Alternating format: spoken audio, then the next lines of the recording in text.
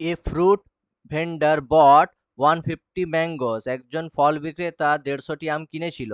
He sold them at a such a price that the selling price of 120 mangoes equals the cost price of 150 mangoes. সে এইভাবে ফলগুলোকে বিক্রি করলো যাতে তার 120টি আমের বিক্রয় মূল্য 150টি আমের ক্রয় মূল্যের সমান হয়। তাহলে প্রফিট পার্সেন্টেজ বের করো।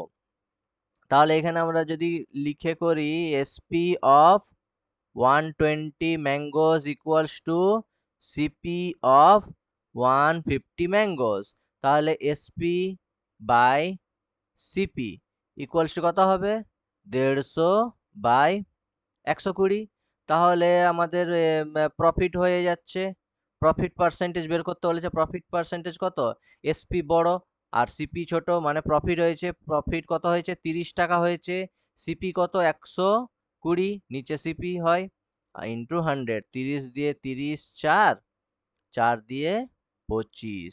তাহলে কত পার্সেন্ট প্রফিট হয়েছে? 25% প্রফিট হয়েছে। ঠিক আছে, সোজা ছিল।